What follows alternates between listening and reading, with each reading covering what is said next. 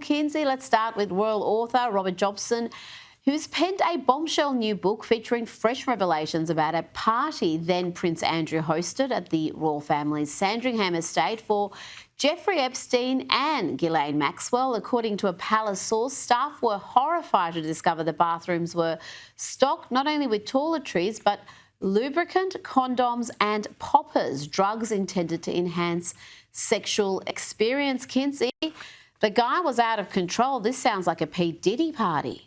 Yeah, and while these types of stories are humiliating, it does seem like here in the States, Andrew has bigger concerns. Pressure's mounting for him to testify before a key U.S. congressional committee. Members of the House Oversight Committee are urging him to disclose any information he may have about Jeffrey Epstein's activities. One Democratic rep told BBC's Newsnight that he wants Andrew to appear before Congress, even suggesting a subpoena might be necessary. That's going to be difficult to enforce with Andrew being abroad. But if Andrew travels to the United States, he would fall under congressional jurisdiction and could be compelled to testify. I think he'll avoid the United States like the plague, but I imagine that Fergie will be over here panhandling before we know it. There's even conjecture now that he could flee the jurisdiction entirely, go to some country that doesn't have extradition treaties and get some protection there from any future action.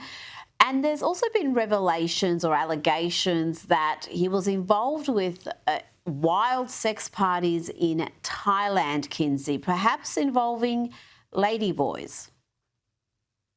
I have no reaction to that. I don't even know where to go with that one. I'm assuming that's an Andrew Loney story, and he's come out swinging lately with his Prince Andrew revelations. But all I can say is I hope that one's not true. Now, soccer legend David Beckham is now a Sir. Yes, it's Sir David after he was knighted by King Charles. Here's what David Beckham, or should I say Sir David, had to say following the ceremony. You know, to see His Majesty the King stood there and receiving me and, you know, being as elegant as he always is and charming as he always is. And, you know, it was such a special moment. Given that, then, does that rise to the top of the mantelpiece at home, above the Premier League titles and everything else? I mean, yeah, it's nice to have 6 Premier League titles and obviously a few other medals along the way, but this, without doubt, will be pride of place. Kinsey, he said it's better than Premier League titles. That's pretty high praise. Okay, so this is super fun to see. David recently became an ambassador for the King, Sir David, for the King's Foundation, queued for 11 hours to pay respects to the late Queen. He's dreamt of this his entire life. But do you remember last year it was reported that this moment was impossible? According to the House of Beckham by Tom Bauer, years ago, David's team contrived an elaborate plan to boost his do-good image to secure a night. He was ignored, was livid, and dismissed the possibility of a lesser role being commander of the British Empire. He sent this embarrassing, foul-mouthed email, and it was leaked where, I can't even repeat it on TV. I know this is a family show. An expert said due to that tantrum, he would never see a knighthood, and here we are. So I guess the lesson is patience is a virtue, people. Yeah, and remember, not too long ago, he and Victoria were buddy-buddy with Harry and Meghan, but then there was a bit of a falling out there, and I can only think that only improved his chances of being knighted. Now, talking about Meghan, she's making a shock return to Hollywood 8 years after she quit the industry. She's going to be starring alongside Lily Collins, Brie Larson and Jack Quaid in a new movie, Close Personal Friends.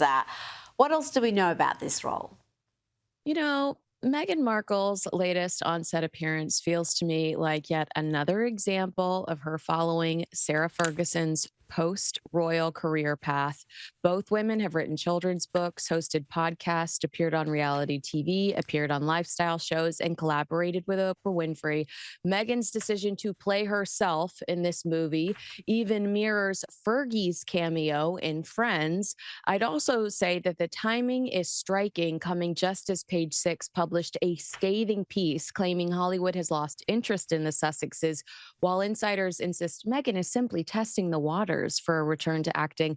I can't help but wonder if the movie leak was a calculated move to distract from the negative headlines coming out of Page Six. Now, Kinsey, there are reports that Jennifer Garner is trying to push her and Ben Affleck's eldest daughter, Violet Affleck, into political stardom after her speech supporting the continuation of COVID-19 restrictions, including mandatory masks, went viral. I mean, it did go viral, but for all the wrong reasons. An insider told Rita Online they raised Violet to be a concerned and informed citizen first and a celebrity offspring second. And Violet's passionate, informed activism is a validation of that approach. I don't know, Kinsey, that young woman needs professional help, not a political platform. I was just sitting here thinking, like, they raised her to be paranoid. I think that they're totally setting up this entitled Nepo baby for disappointment and failure. I mean, I know that Gavin Newsom is the worst, and we are the state that brought you Kamala Harris, but I would hope we would require more from our government officials than their parents being on movie posters. I think all parties involved are delusional if this story is true.